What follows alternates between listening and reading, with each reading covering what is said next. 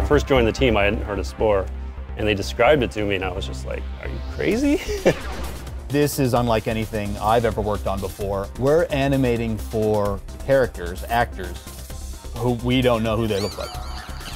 Because we wanted the game to be very different, very procedural, and very based upon the user's creativity, we faced a number of significant technical issues about how can we do procedural animation, procedural texturing, things like that. How do you deal with, a creature that needs to animate that we don't know what it's going to be before it gets spit into the game? Working on The Sims wasn't easy at the time, but now in hindsight, you look at it and it's like, well, everything had one head, 2 arms, 2 legs. In The Sims, you're a human being, you're a person. In Spore, you're a tentacled monster with an eyeball in the back of your head and a mouth on your arm. In most games, you have standard content, so you can design it up front, and then you have artists who are really, really good at this stuff go ahead and build a model, rig it, texture it, and do all those things. In Spore, we want to give the player the ability to make kind of new and cool things themselves instead of having it be canned content that they get from us. We give so much free will to the player, both in how they build things and what they look like and how they play the game. I've never really felt myself as a storyteller at all, and in fact, I've always been more interested in extracting the player's creativity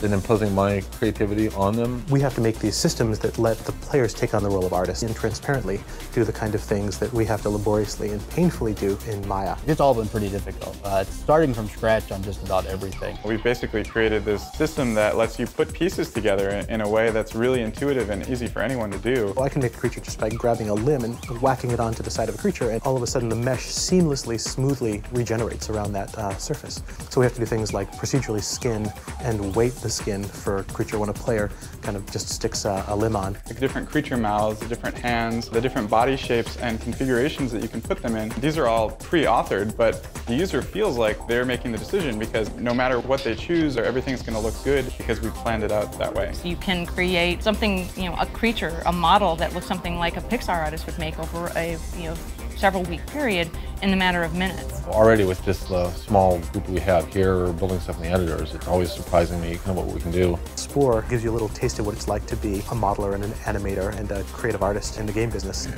We probably had to reach into every experience and every bit of animation knowledge that we've had in the past as animators to get this tool to be able to make the assets that we need. One of the neat things about Spore is it provides a place for these things that you've made to come to life, to be tested against, to be pushed back against, and to see them kind of do things. Someone asked Will a while back what he hoped people would get out of the game, and he said he hoped that people would realize they could be more creative than they'd thought. And I think that would be an amazing achievement. If we could put tools in the hands of people that let them feel like they were successfully creative, this would be a huge achievement in the game.